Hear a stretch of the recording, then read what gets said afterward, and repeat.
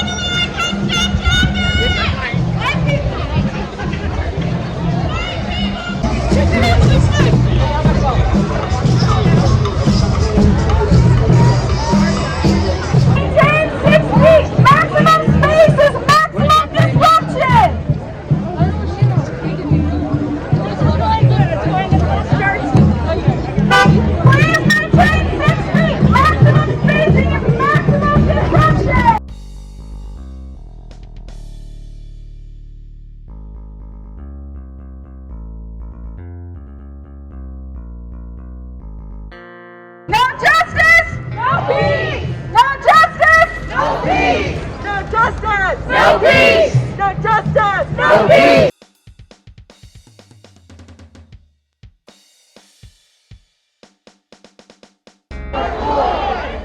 George Floyd! George Floyd! I can't breathe! I can't breathe! I can't breathe!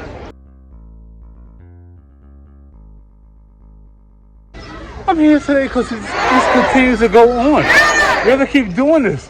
We were down on a Dan Ryan. We shut the Dan Ryan down. Here we are shutting the bridge down. We got to keep doing this. And it's frustrating. It's sad. It's tiring. It's anger. I'm tired of it. But we got to keep doing it.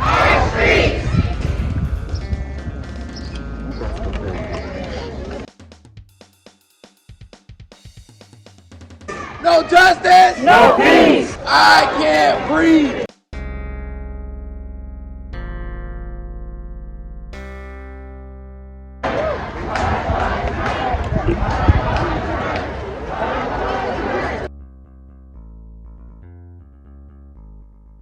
Say his name! George Floyd! Say his name! George Floyd! Black Lives Matter!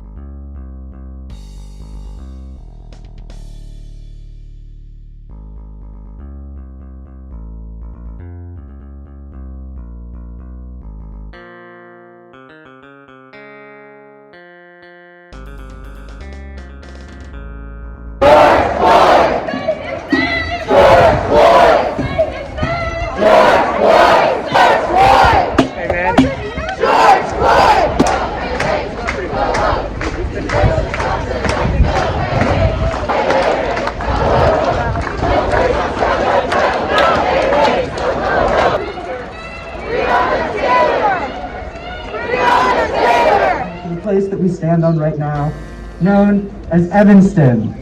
Before Evanston, this land was known as Ridgeville. Before that, it was Grosse Pointe territory. I don't know the name of the land before this place because it's not in English and it's not in any records. 190 years ago, there were no white people here. This land was completely swamp and forest and wetlands. It was a place of multiple nations of people who lived here and used the roads to connect. Green Bay Road and Ridge were once trails crafted by the Pokagon Band of Potawatomi and their descendants who were born and raised here now live in Michigan. Honor their memory today and every day, their sacrifices, and remember they existed. We are all part of this earth, and we're here right now in this lot, united in solidarity with all black people everywhere.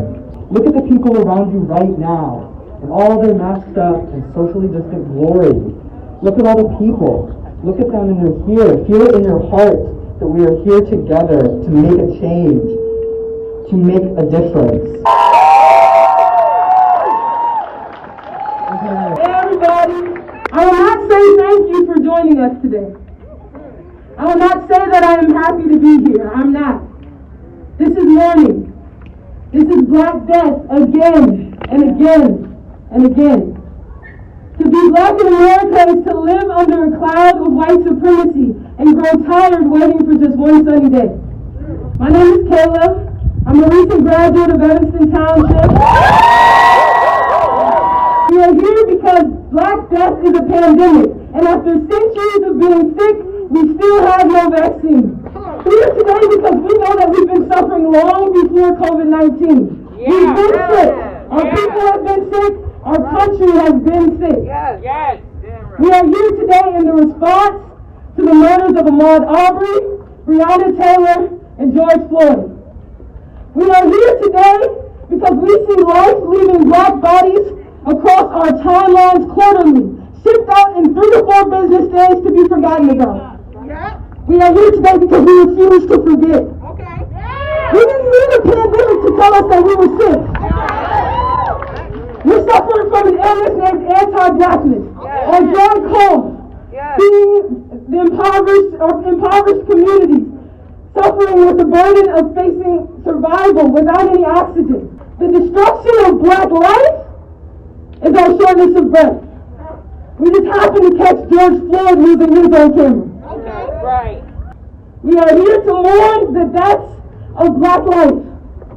And we demand not only police reformation, but that all police are held accountable for their role in upholding a system that was designed to enact violence against Black and brown bodies for the prosperity of white supremacy. My name is Leah. I'm tired of seeing Black mamas cry and there is no welfare I can use for that.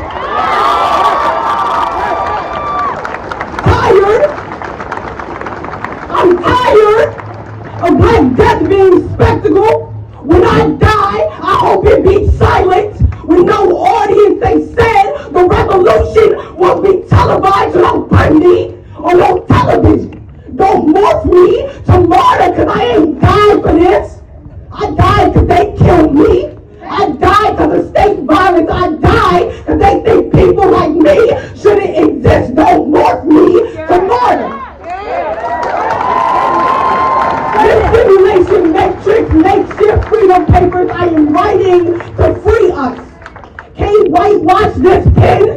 Can't whitewash this pen. Can't whitewash this pen. Baptized myself and came out black as hell. Can't tell me my black ain't holy. Can't tell me my black life don't matter even if it only matter to myself. Maybe this is what love looks like.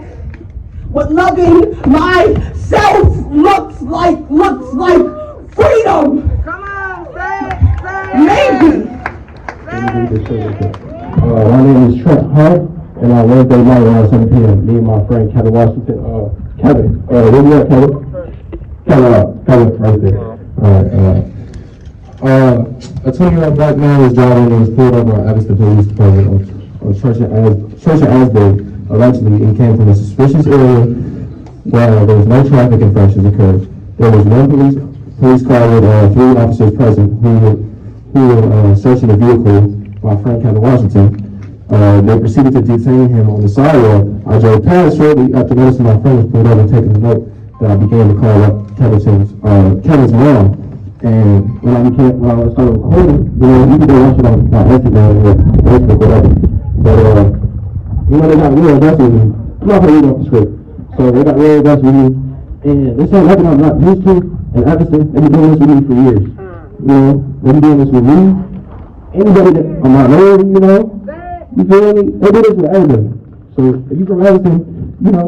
You feel me? You ride around Evanston, you're gonna get pulled over. So there's nothing that comes with the skin, you feel me?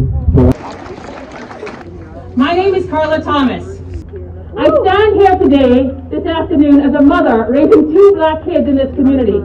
As a Black woman in this community, I have to fear for my children throughout their entire childhood that the very people my taxes pay to employ could be harmful to them.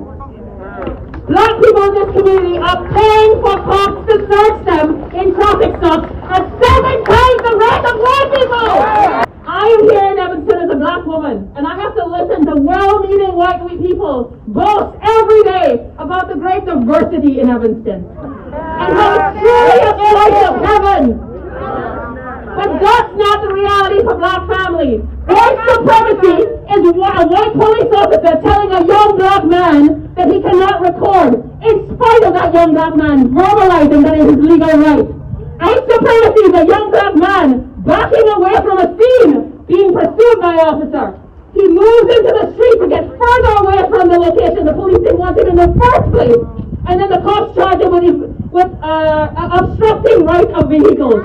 Bullshit. This young man's only crime was apparently not saying yes, master, fast enough to these police officers. We cannot let this continue in our backyard. We stand here on this very land that the white man looted from the Native Americans, and we are subsumed in a system of white supremacy that continues to loot the lives of black men, loot the joy of black women, and loot the future of all our children. So EPD, back to you. You have charges for Trent. Well, we have charges for you. Citizens of Evanston charge you with disobeying the laws of humanity and civility to our black population.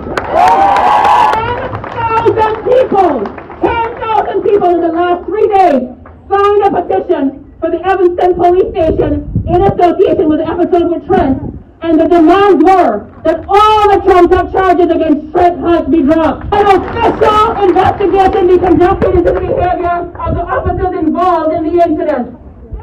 An oversight of the investigation by a public Evanston committee and conduct an extensive implicit bias training for all EPD staff. This is what we step one, Evanston. Turn around now and vow to your black brothers and sisters in this crowd and in this community that you will continue this fight. Black folks didn't create this mess, and the burden shouldn't be on us to fix it. My name is Michael Neighbors, and I serve as president of the Evanston North Shore NAACP, the pastor of Second Baptist Church of Evanston. I am deeply grateful and proud of these young people who have put on this absolutely amazing demonstration today. There is nobody like Evanston young people who can do it like nobody else can. Let me share that 2 summers ago, the former chief of police Eddington that you just heard about came together with the NAACP in Mason Park, worked out an agreement of 10 principles between this police department and the Evanston NAACP. Those principles were simply a small start at trying to improve the relations between the black community and the police department. Begun by Officer Adam Howard, an officer in a gentleman academy, was founded to strengthen black boys and police officers in our community. Not much later, Evanston hired its second black chief, Demetrius Cook. The department does have more blacks and Latin and women officers than ever before, but that ain't the issue, and that ain't the problem. I'm grateful to Chief Cook and Officer Adam and Officer Daly and Officer Wilson and Officer Jenkins and so many more, but there is a problem. There is an inherent structural system of racism in law enforcement in the United States and here in Evanston. It is deeply rooted in the very history of law enforcement departments around this nation. There is an ethos that is more entrenched than any 10 principles can ever cover. There are unwritten codes that influence attitudes, and a negative code creates a negative attitude, and a negative attitude in a police officer creates negative actions, and negative actions create results that are detrimental, that often result in death. Across America this past week, we have seen the engagement of a new kind of protest. It is not just against 4 police officers in Minneapolis, or white men in Georgia, or white women in Central Park, New York, but it is a protest against an oppressive, racist, heinous, evil, and ungodly system in the United States of America. I am unfathomably opposed to a system of oppression that keeps its knee on my neck. We are fully against a system that crushes our manhood, disrespects our womanhood, subverts our freedom and dares to take our lives. Here in Evanston, we've got to meet with Chief Cook and our young people. We've got to map out a course where we can break down visible and invisible walls of division. We've got to forge a partnership where every voice is at the table and every opinion is heard and every decision is made together. That's what we have to do. 57 years after the I Have a Dream speech, it's a damn shame that we are here today in protest. 55 years after Watts. 53 years after Detroit. 27 years after Rodney King. 6 years after Michael Brown. 6 years after Eric Gardner. 5 years after Sandra Bland. It's a damn shame that we are here. But we are here. And here we will be. Ending with the words of Stevie Wonder, we all must be given the liberty that we defend. For with justice not for all women and men, history will repeat again. It's time we learn this world was made for all women and men together. God bless you. I am here on behalf of my son to tell you about his experience with police misconduct and abuse of power. On March 30th, 2020, Demetrius Bogan was shot by a female officer from the Skokie Police Department at the 7-Eleven located on Oakland and Crawford. As of today, no evidence from Skokie has been turned over to his lawyer for review. He was approached by Skokie officers. An investigation was conducted. Then there was an escalation. It was escalated, and a female officer shot my son in the back. He survived, and he is currently recovering at Cook County Hospital. Since then, he has been now charged with attempted murder. In the investigation, I've learned that Skokie has not adopted the State of Illinois Body Camera Act, which was enacted in January of 2016. We, the public, specifically us, black folks, we rely on video footage to be our voices when others have dismissed us. I must also mention that my son owns a firearm, which was also recovered at the scene. Despite people's opinion of firearms, that is our Second Amendment right. And owning a firearm and stopping at 7-Eleven to get snacks does not warrant to get shot in the back. The firearm was legally purchased, and and an FOID card was issued to him. After the shooting, while my son was still in ICU, Skokie police released the narrative that they were in fear of their lives. In other words, my son was a threat, and so they shot him. Without the body cam video, we have to navigate through this justice system that isn't blind.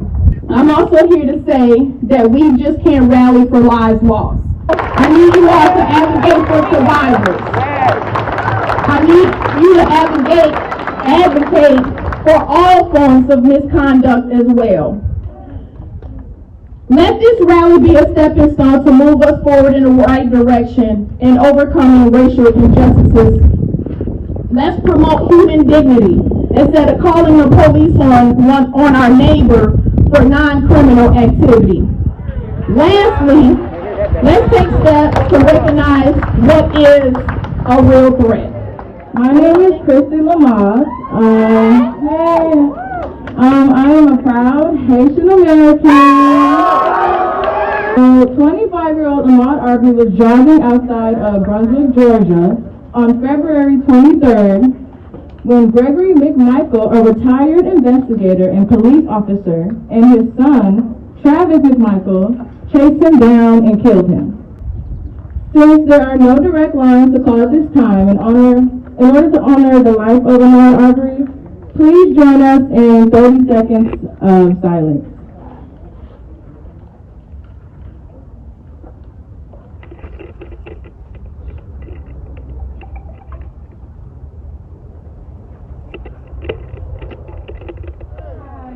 My name is Samia Banks. I graduated from ETHS in 2018. I know you all have heard this a lot today, but I just want to say thank you all for coming out, for walking these streets with us, for being another voice for us, and for showing us that you guys will fight with us. 26-year-old EMT Breonna Taylor was shot to death in her own home in Louisville, Kentucky. Police officers in plain clothes attempted to force their way into her home at 12:40 a.m. on March 13th. Taylor and her boyfriend, Kenneth Walker, feared for their lives as they believed they were being robbed. Kenneth Walker fired one shot with his gun, striking a police officer in the leg. This led to police responding with gunfire, shooting unarmed Breonna at least 8 times to her death. Kenneth Walker was arrested and charged with attempted murder of a police officer. The justification for the police's action was because of an ongoing narcotics investigation in which the actual suspect lived over 10 miles away from Taylor's home.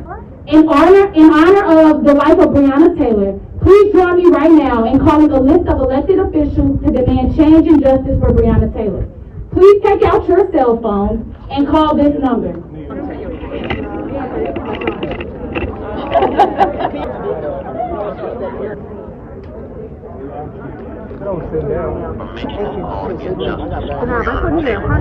In a minute, I'm going to connect you to local and state officials to demand justice for Breonna. So George Floyd moved from Houston, Texas to Minneapolis, Minnesota with the intent of finding work a few years ago. Like many in this country, he had lost his job at a restaurant due to COVID-19. This past Monday night, an employee at a local grocery store had called the police on Floyd due to suspicion of a counterfeit $20 bill at a grocery store. During his arrest, Floyd was brought to the ground with his hands handcuffed behind his back. Officer Derek Chauvin proceeded to press Floyd into the pavement with his knee on his neck, limiting George's ability to breathe. Floyd continuously screamed for his life, stating that he could not breathe. Although there were 4 officers involved in Floyd's murder, only one charge of third-degree murder and manslaughter has been made against Derek Chauvin. He is currently in police custody.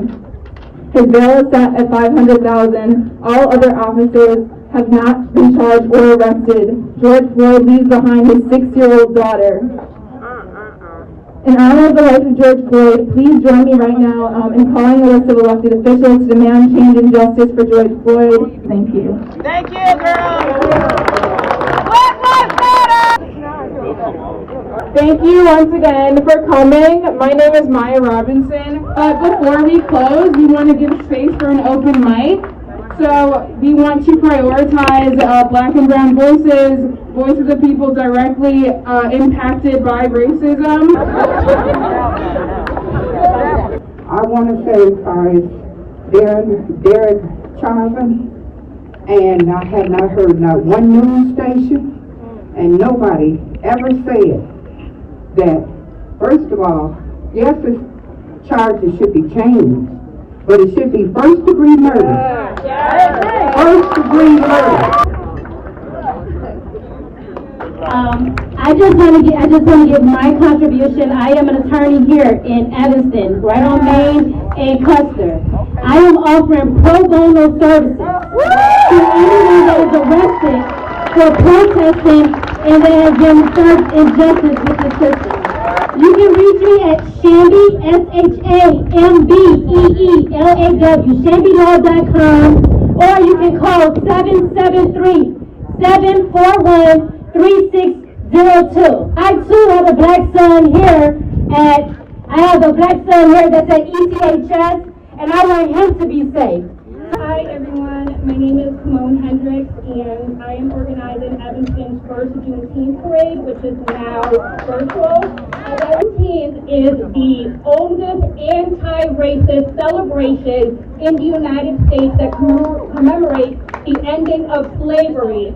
2.5 years after the Emancipation Proclamation, it is the only celebration that recognizes what America stands for. Freedom is delayed. No one is free until we are all free, and that is the Juneteenth message. Hi everyone, my name is Brittany Kimlow, and I'm here to speak on behalf of not only the injustice that I have seen myself, nor that my mother has seen, and also something that my uncle has experienced, I believe last year or the year before. For me myself, I can recall a night when I wanted to go and hang out with my friend. She's half white, half Puerto Rican, but her white side, you can tell that she's very, that's sort of like the side that you can see the most. She was very sweet, very innocent. And we were driving to go out somewhere, I believe maybe Walmart, and about 7 blocks after we drove away from my house, we got pulled over by a cop car. And they told us that he pulled us over because she forgot to do her turn signal after leaving my block. We were 7 blocks away from my block. And also the entire time, he was interrogating me, the passenger, not her. As for my uncle, I have a statement of his. I know what it's like to have 8 cops pointing a gun at you. I was coming out of the gas station. The clerk accidentally pressed the panic button. Squad cars came from every angle. As I walked out with an iced tea and a nutty bar in my hand, told me to freeze and put my hands up. As I looked at all the guns, it's as if my eyes become magnified because I could see right in front of the barrel. I could see the guns in front of me. I never understood when they say life flashes before your eyes until I walked out on that. All I could think about was, what am I leaving behind to my family? Another black man the news killed. I'm not ready to die. Don't run. Do as they ask and maybe I'll live. This can't be it for me. I thought out all that plus more in a split of a second. So here I am in front of the gas station with beater shorts, slides, supposedly robbing a store. I've had dreams and night terrors from that night for 2 weeks. I wrote this to say I am not okay with what's going on. My heart hurts for Floyd and every other black man that has been murdered at the hands of a cop, at the hands of... My name is Urban Soldier. My friends call me Bird Body. I grew up in the streets, man. Right here I'm back in California right there. I went to this high school right here. And it's a beautiful thing to see all these people gathering in the name of love and justice. My name is Carmia Beatty, and hi guys. I thought this would be the perfect opportunity to tell a story about my brother. I know a lot of people, they wrote an article about it a couple years ago, and some people read it in their classes in high school, but when my brother was 12 years old, he got arrested. It's funny, I know. A couple of years ago, I was going into my freshman year of high school, and I went to go see a movie with a boy I liked, and left my brother downtown with a group of black people that I knew. And I didn't think of them as a group of black people, I thought of them as a group of my friends. And I left him down with them and came back, we were hanging out, I went down the block, he went up the block, and next thing I know, someone's running up to me telling me that he was arrested. My heart dropped. I'm like, how is my little 12-year-old brother who still pokes at me and makes jokes all the time and looks like the sweetest thing in the world?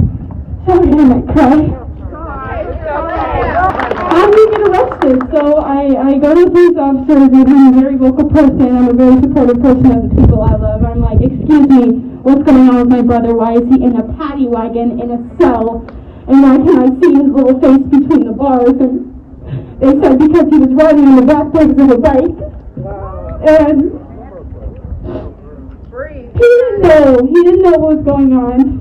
He went into Starbucks trying to he likes to put sugar in water with ice and stir it around and drink it. And they walked in and arrested him in front of all those white people doing their homework from Northwestern. And it was so disheartening for me because they couldn't give me an answer.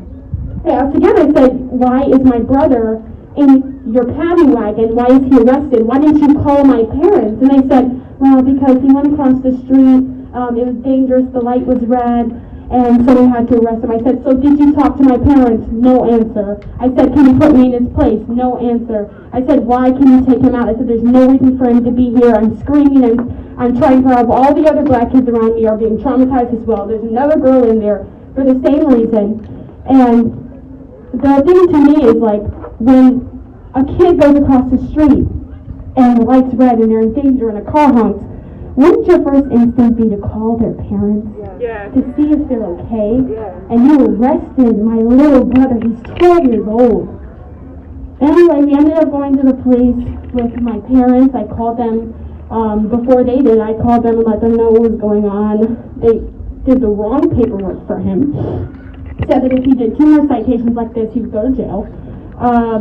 And they gave lazy-ass apologies. Didn't really say anything to us. My brother never really got closure. I never really got closure. And this is why I'm here today. It is a problem, and it is an issue, and it is taking people's lives. You know, my brother's going to be traumatized for the rest of his life. And you wonder why black people and police officers don't have good relationships, and it's because of things like this. It starts from a young age, and it starts from them. And what we need to do is stop it. Hello, everyone. My name is Devon Reed, and I am your city clerk here. I'm here to speak today because what is going on in our communities, here in Evanston, is trauma. We see the impact firsthand. If you haven't seen it before, you just saw the impact firsthand of what police misconduct and police brutality does to folks in our community. The cost is so insurmountable. It's not insurmountable. What we have to do is, folks have to just not show up to protest and rallies, which is great, but show up to vote. Come to city council meetings. Show up to committee meetings. Make sure you're FOIAing and you know what's going on in your community, because we can change this here locally. And we have a municipal election coming up soon. I hope there isn't a single uncontested seat. I hope that folks in our community, I hope the Fifth Ward does not have the lowest voter turnout in our city as it has traditionally. And I hope that all of us use this as a renewed sense of engagement. That we come, and we know that here in Evanston we're working on reparations. Show up to the committee meetings. Make your voice heard and vote. So thank you.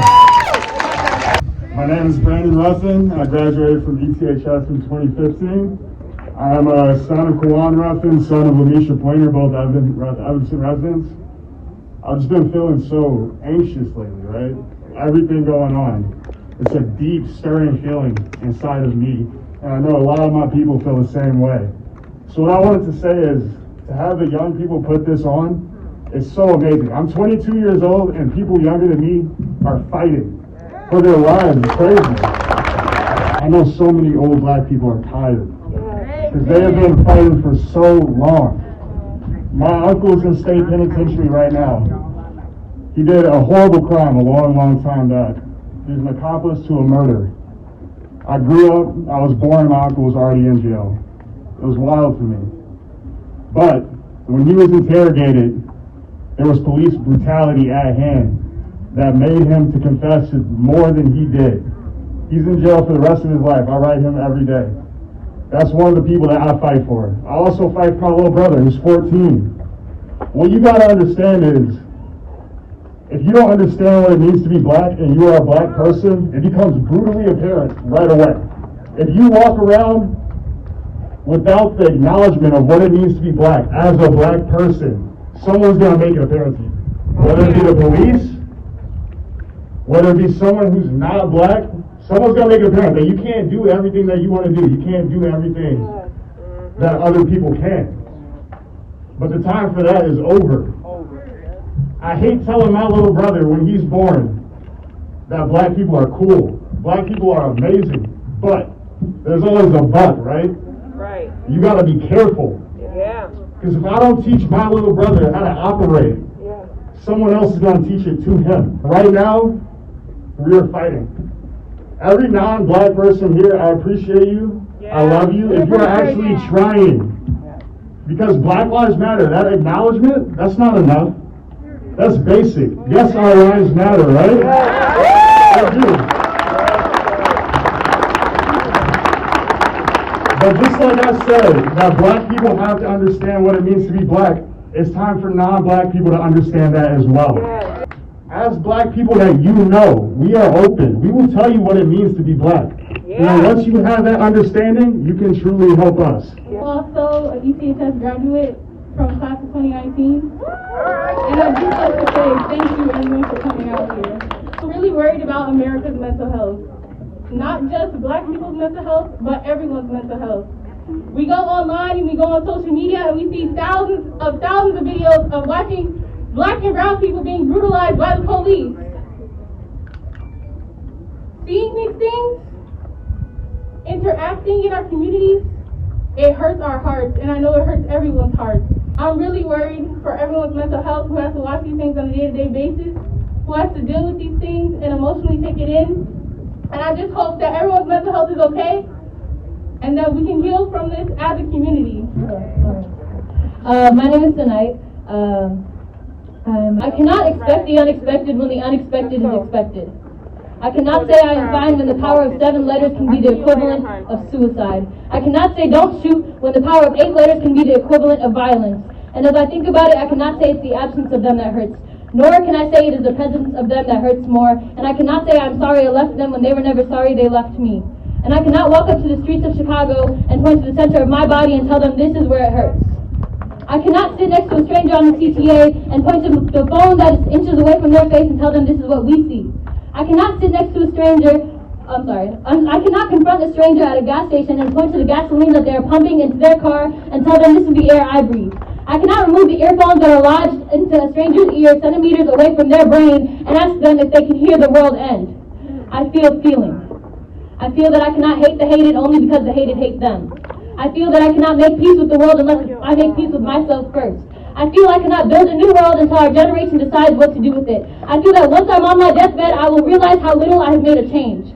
And now when I say change, I really mean difference. I'm put in a space with the next changers, where my broken heart and loneliness are rolled into a ball like used tissue and thrown away like everything else is, as well as my confidence and power rolled into a ball like tissue thrown away like everything else is. I cannot simply tell you what I plan to do with my life in the next 10 years. And just like rolled up tissue, I roll up those questions of my future and gently place them in my past. I cannot confidently say I will make it past the age of 21 without losing myself or somebody else.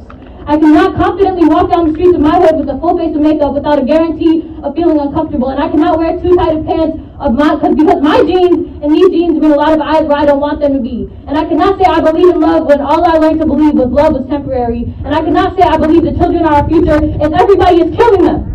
Right. And I have not been told, and I've been told my negative attitude can seem too real, but in reality I cannot expect the unexpected when the expected is unexpected. Thank you. Hello everyone, my name is Scott Ford, and this felt really important for me to share with everyone. When I was a child, the police came into my house. They came into my room, and they told me to come with them. Now, I have anxiety. I get really anxious and I'm scared of everyone and everything. And I told the police officer, can you give me a second because if you touch me, I'm going to have a panic attack. She said, you can do this the hard way or the easy way. She said, I'm going to count to 3. She said 1, and then she grabbed me and forced me to the ground. And my mother was screaming to not hurt me. Just as easily as we say their names, we have to say our own. I'm so tired of being responsible for my own life. Systematic trauma has made me realize today that what happened on that day was not my fault because I was standing still. I just wanted to introduce someone who is very important to me and definitely has shaped me in many ways. She's my aunt. Some of y'all may know her because she's like important, but like to me, she's my aunt. This is extremely personal to me. I was born and I was raised here, and I went away to college to the University of Minnesota.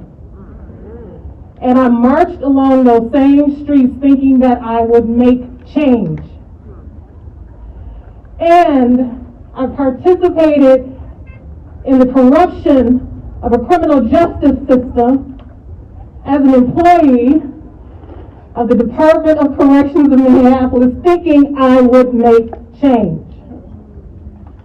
I quickly learned that my change was supposed to happen on the outside because they were comfortable doing what they were doing on the inside, and I could not do that because I would probably be locked in there with them or help them escape to come out because it was not correctional.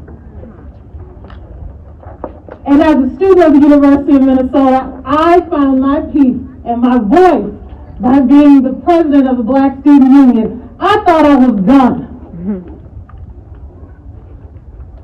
But then I had a son in Minnesota, in Minneapolis. And I made a decision because Minnesota was not ready for us to pack up my bags and leave. I came back home thinking that I had people that would listen and help me protect my son. My son gets stopped on an average of 6, 7, 8, 9, 10 times a month. He has never been arrested, but he gets stopped. But I spend my morning talking him down. 22 years old, all black, 6'1", 200 and maybe 50 pounds on a good day. Talking him down from his anger. And then I supported my niece because I was telling him your responsibility is to cover her. I understand that you're mad. And he said, Mom, why aren't you mad enough? And I said, you just don't know. I am enraged 24/7. There are those of us that think that if we quiet the storm, nothing will happen in our perfect community of Evanston. Well, I tell you, the storm has been here. You just don't want to see it. And I tell you this, that if you are white, and if you are here, decide what you want to do. You cannot be my ally and go home. Now, you can be a co-conspirator and do some things.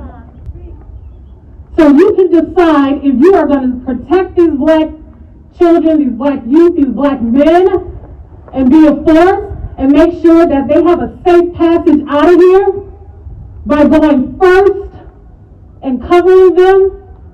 And I'm talking to my white friends. Or you can get in your car, ride your bike, put your helmet on, and go back into your community in this perfect drive-by diversity that you chose to move into. And white folks, that you move away from being allies and you start creating a ruckus. And my black colleagues, my black fellow leaders, these children are our children. And if they're tail to pay, let them do it. Don't worry about everything being perfect in a box. We are too old for that. It is their time. Let it go. And let them do it. And don't be held by your title. I came up here with a purpose. You don't need to know my name. You don't need to know my title. You don't need to know what I do because that's a career, that's a job, that's what I do. What I am is a mother and I'm an aunt and I'm a black woman. So when you don't hear your leaders say anything, when you don't hear a response until they're afraid because the group right here organized and they didn't know what was going to happen, they didn't know what route they were going to take, when you don't hear from them, they have spoken loud enough and now it's up to you. So I'm still talking my son down. I have to do that constantly. I thought I was enraged. His is 24/7 and it does not go off. So I just ask you to support and do more than just show up. This is nice. This is Evanston. But Evanston needs more than that. We absolutely need to be the community that we all claim we are. So that requires you to move outside your box and get uncomfortable and hold people accountable. Thank you to all of our speakers. Thank you to my peers. Thank you for everyone else for coming out. We really, really appreciate it. Once again, my name is Maya Robinson. I'm a graduate from ETHS class of 2018. And I'm one of the organizers alongside with my peers who created this event. To close, I want to say thank you to everyone who made this possible. We would like to thank everyone who donated money, masks, posters, water, their time, and more to support an event for Black lives. Thank you to everyone who made the choice to come out here with us today, and for those who are watching from home. The work does not end here. One protest is not enough. We must continue to fight every single day for every single Black life. Evanston has made strides to protect the Black community, like the reparations initiative led by Alderwoman Robin Rue Simmons. But as we saw this past week, that we have a lot more to do. Those harmed by police brutality are not just the ones we mentioned today. We must say the name of Troy McDade, the Black trans man killed by police just this past Wednesday. We must say the name of Sean Reed, Stephen Taylor, Ariane McCree, Terrence Franklin, Miles Hall, Tamir Rice, Freddie Gray, Darius Tarver. We must also say the names of Black women who have lost their lives to undeserved police violence. We must say Sandra Bland, Regis Porchunsi Taskett, Maya Hall, Alexia Christian, and Megan Hockaday. These are just a few of the names among hundreds who suffered at the hands of police. We must march for them, and we must continue to say their names so that they may never be forgotten. Please continue these conversations at home, at work, when spending time with friends at a distance. We must forever make protecting Black lives a priority. Thank you. I just want to say as a proud father, this work, there's a bunch of people in the back here that's silent, but I want to make sure that they are recognized. Please come forward, because I would say, as you guys know, we got the work from home, and about 2.5 days ago, my home started to light up with phone calls and planning and pledging, and I had no idea what was going on. But I see what was going on. And I just want to take this opportunity to make sure that these folks that are here, these young kids, who are young adults, I'm sorry, who are dead tired, you guys understand who was all a part of this. So we got Julia, Molly, Liana, Sylvia,